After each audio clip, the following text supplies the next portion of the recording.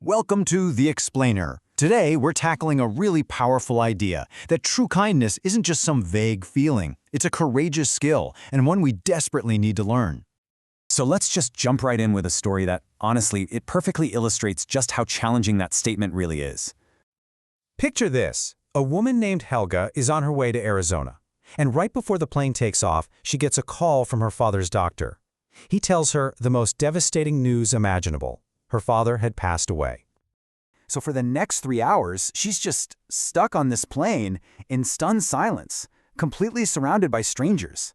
When she finally lands, she stumbles to the nearest wall, slides down to the floor, and just breaks down, totally overwhelmed by grief. And she sat there on that airport floor for 2 whole hours. In that time, it's estimated that nearly 3,000 people walked right past her. Not one person stopped. 3,000 people. So why? Why did 3,000 people just walk by? I mean, were they all just bad people? Probably not. The real issue is that our modern idea of kindness, well, it's often way too shallow to deal with real, messy human pain. And this is where we see two totally different types of kindness emerge. On one hand, you've got what's called confetti kindness. You know, it's the easy stuff, the simple acts that make us feel good, like paying for the coffee for the person behind you. It's nice, for sure, but it's not really enough. On the other side, you have deep kindness. And this is the hard stuff. It's courageous. It's about showing up for people when it is absolutely inconvenient or awkward or even scary. That's what Helga needed on that airport floor. You know, a really great way to think about this is with an exercise analogy. If politeness is just, a casual walk, and that confetti kindness is maybe like a Pilates class, then deep kindness, that's a whole lifestyle. It's like training for a marathon. It takes real dedication, you have to practice, and you build that strength over time. Okay, so if deep kindness is the goal, if that's the marathon we're training for, what skills do we actually need to build? What does that training even look like in practice? Well, it really boils down to 4 core traits. First up, empathy. You got to be able to truly understand what someone else is going through. Next, you need resilience. That's the strength to keep being kind even when people don't appreciate it or even reject it. Then there's courage, the guts to step up and act even when you're nervous or it feels awkward. And finally, forgiveness. This is a big one. It's the ability to see the humanity in others and in ourselves even when we make mistakes. So, this all sounds great, right? But if deep kindness is so important, why is it so ridiculously hard to practice today? What's getting in our way?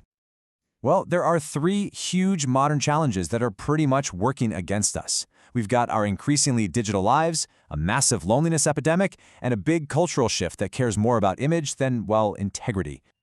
And the data on this it's pretty shocking, actually. Our digital lives are literally rewiring our brains. Research from the University of Michigan found a staggering 40% drop in empathy among college students since the year 2000. And guess what else happened around 2000? That's right when our digital social lives really started to take off. 11 hours.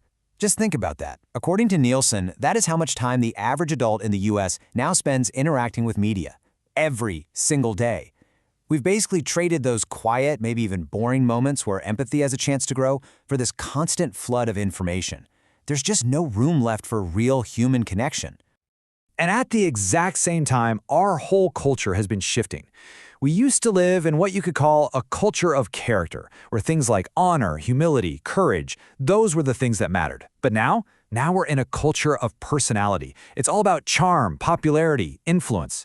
The big question has changed from how can I contribute to how do I build my personal brand? And when we're so focused on ourselves, it becomes way, way harder to practice something like deep kindness, which is all about focusing on others. Okay, so we know what deep kindness is. We know what's stopping us from doing it. So the million-dollar question is, how do we actually bridge that gap? The gap between knowing we should be kind and actually doing it.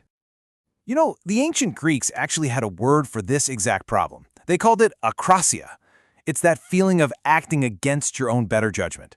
You know what the right thing to do is, but you just don't do it. It's walking right past a woman crying on an airport floor.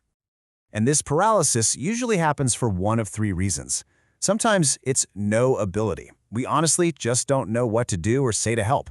Other times it's no security. We're afraid of being embarrassed, or getting rejected, or maybe even making things worse. And let's be honest, a lot of the time it's just no resolve. We're just too tired, too busy, too wrapped up in our own stuff to get involved. And this right here, this brings us to the most important takeaway of all. The solution isn't to just sit around and wait to feel kind. The real solution is to start treating kindness like a skill. Think of it like a muscle that you have to train and strengthen, and you do that with deliberate, consistent practice. Look, this can all feel huge, right? Like trying to change the entire world at once. But there's that old saying, how do you eat an elephant? One bite at a time. We don't have to fix everything overnight. We just start by building small, intentional habits.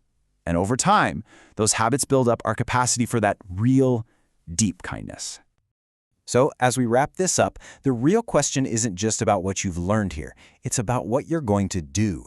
So think about it. What's one kindness habit, one small bite of that elephant, that you can start practicing today? Because that is the very first step toward making a world where nobody has to cry alone on an airport floor.